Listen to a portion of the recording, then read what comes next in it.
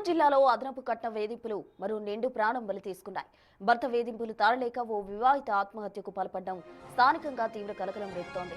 వెంకటాపురం మండలం ఇప్పగూడెం గ్రామానికి చెందిన శ్రావణి అనే వివాహిత గడ్డి మందు తాగి ఆత్మహత్య చేసుకుంది. గత కొంతకాలంగా అదనపు కట్నం కోసం భర్త శ్రావణిని వేధిస్తున్నట్టు బంధువులు ఆరోపిస్తున్నారు. ఈ క్రమంలో మనస్తాపానికి గురైన శ్రావణి ప్రాణాంతకమైన గడ్డి మందు తాగింది. హాస్పిటల్లో చికిత్స పొందుతూ పరిస్థితి విషమించి మృతి చెందింది.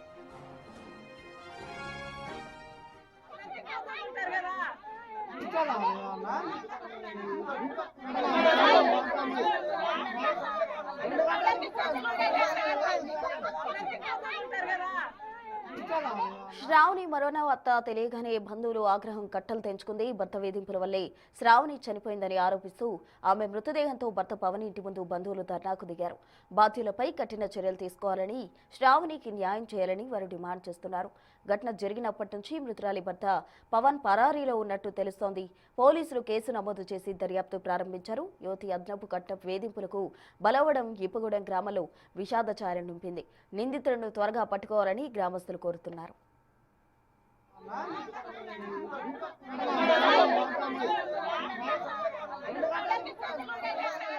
పేరు సునార్క నిర్మల. పిల్లకు నేను అత్తయ్యనవుతా. ఆ పిల్లకు పెళ్ళై 6 సంవత్సరాలు అవుతుంది. 6 సంవత్సరాల కానుంచి కూడా ఎప్పుడు వేధించడం తప్ప, అదనపు కట్నం కోసం వేధించడం తప్ప, ఏ రోజు పిల్ల ఫోన్ చేసినా అమ్మ నన్ను కొట్టింది, నాన్న నన్ను కొట్టింది అని చెప్పడం తప్ప వేరేదైతే ఆ పిల్ల ఎప్పుడు నేను మంచిగున్నా, నేను తిన్నా, నేను తాగినా అన్నదైతే ఏ రోజు చెప్పలేదు. రీసెంట్గానైతే ఈ పాపకు సంబంధం వచ్చింది. ఈ పాపకు సంబంధం వచ్చినప్పుడు వాళ్ళు ఒక 3 లక్షల కట్నం అడిగితే, అమ్మ నేను షాప్ పెట్టుకోవాలి డబ్బుల గురించి అని అన్నాక ఈ పిల్లని ఏం అడిగిందంటే, నీ చెల్లెకి 2 లక్షల కట్నం ఇస్తున్నారు కదా, నీకెందుకు కట్నం ఇవ్వరని ఆ పిల్లని చెప్పుకోరాని చోట ఒళ్ళన్నీ దెబ్బలే కమిలిపోయి సిగరెట్లతోని కాల్చి కట్నం కోసం నానా విధాలుగా వేధించేసి ఆ పిల్ల తనంతటా తానుగా మందు తాగే విధంగా అదొక రకమైన వేదన. పక్కనోళ్ళకు కూడా వినబడకుండా డోర్లేసి అక్కడ అంతమంది ఉన్నా కానీ, అత్త మామ ఆడబిడ్డ ఎంతమంది ఉన్నా కానీ పక్కనోళ్ళకు కూడా వినబడకుండా ఇంట్లో టార్చర్ చేస్తే అమ్మాయి ఒంటి నిండా ఇంత దద్దులతోని చెప్పుకోని చోట్లలో కూడా సిగరెట్లతోని కాల్చి అతిక అది అమ్మాయి పడే బాధ కాదు. అదైతే మాకు తెలిసినంత మట్టుకైతే. కానీ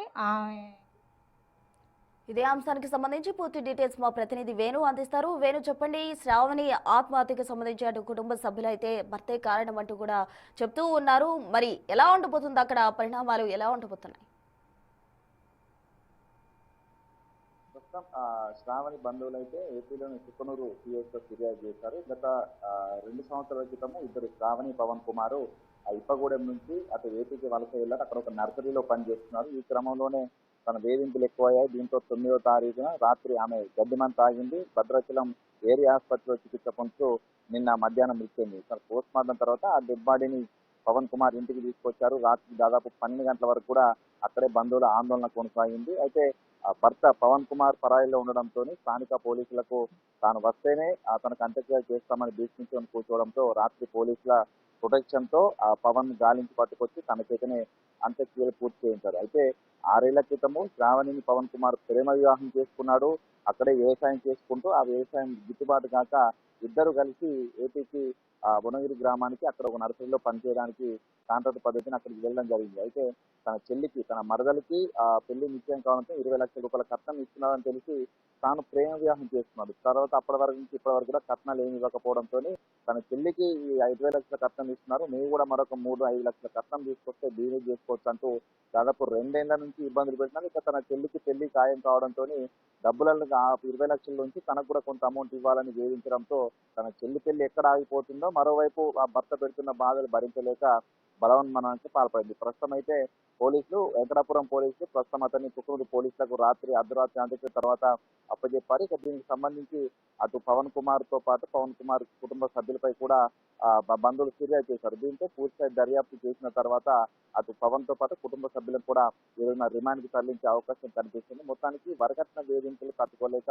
ఆ యొక్క మహిళ ఇప్పటికీ సూసైడ్ చేసుకోవడము, పూర్తిగా ఇప్పగూడెం గ్రామంలో విషాద ఛాయలైతే అనుకున్న పరిస్థితి ఉంది. Thank you.